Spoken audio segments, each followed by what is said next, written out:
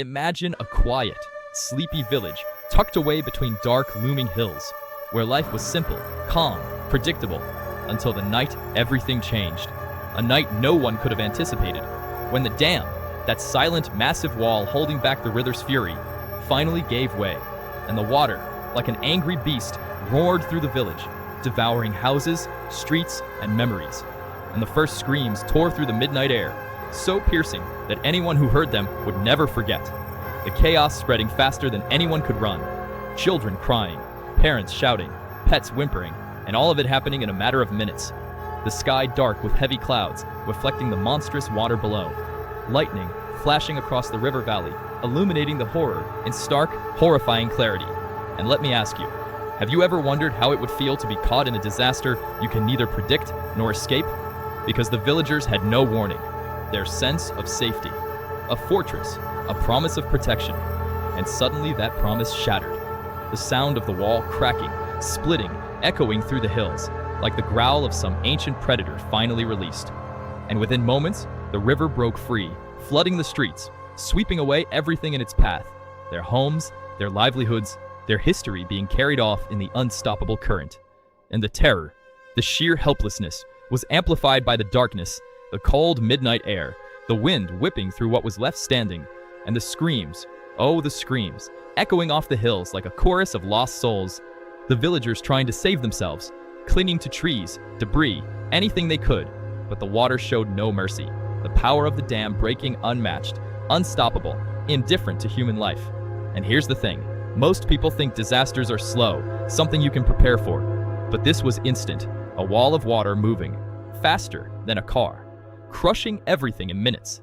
And the horror wasn't just the flood, it was the darkness, the uncertainty, the not knowing who survived, who didn't. The night swallowing the village whole, leaving nothing behind, not even a trace of what had once been. And imagine hearing the reports later, bodies found scattered, homes obliterated, families torn apart, possessions carried off or destroyed. And for those who survived, the memories haunted them forever. The night replaying over and over in their minds, shadows of what they had lost, screams echoing in the silence of sleep, nightmares that refused to end. And the dam, the very thing they had trusted to keep them safe, became a symbol of betrayal, a dark reminder that nothing is permanent, that human life can be erased in the blink of an eye. So think about this. How would you feel knowing that the world you thought you controlled could disappear overnight, that everything familiar could vanish in hours, swallowed by water, leaving nothing but cold, silent devastation, and the horror, the pure terror, was magnified by the midnight setting, the darkness hiding the true scale of the disaster, the fear compounded by the unknown, the uncertainty of who had survived, the screams fading into the night, only to be replaced by eerie silence, the air thick with cold, wet mist, the smell of mud, debris, and death, lingering as if the night itself mourned. And you realize that in those critical first minutes, every choice, every second meant life or death, clinging to fragments of homes, reaching for loved ones, trying to hold on to what little could be saved. And yet, in the end, the water did not discriminate. It took everything, leaving behind nothing but questions, grief, and an empty, ghostly village, a place that had existed for generations, wiped off the map. And the psychological horror for the survivors was immense. Survivors' guilt, the endless replaying of decisions, wondering who could have been saved, what could have been done, the weight of helplessness crushing every thought. And here's a question. Could you have done better? Would you have acted differently? Would your instincts have been enough to escape? Because that night tested every human instinct, every ounce of courage, every shred of hope. And still, nature proved far stronger, far more merciless than anyone could comprehend. And the dark irony is that the village had known floods before.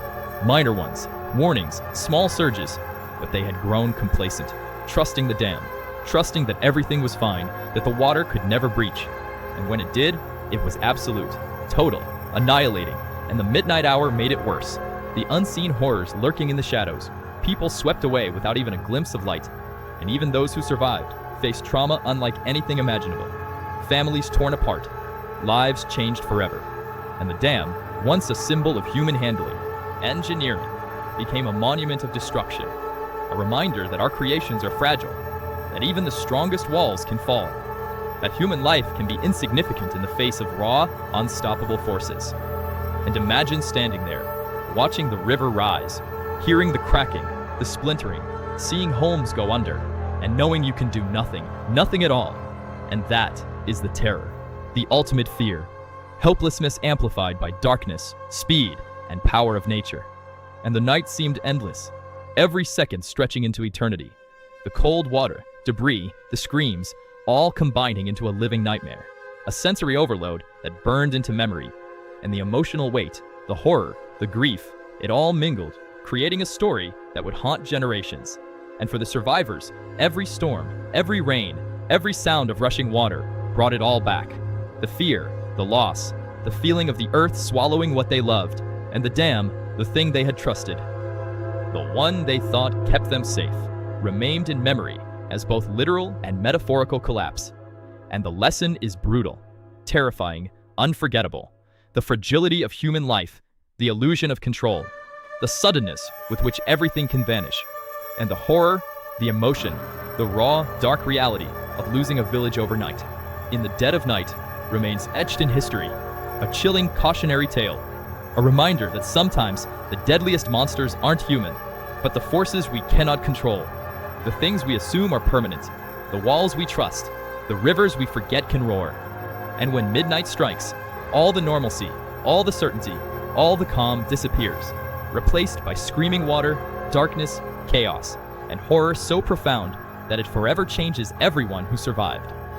And that is why stories like this grip us, haunt us, make us shiver, because they expose the truth we all fear, that life, no matter how familiar, can vanish in an instant.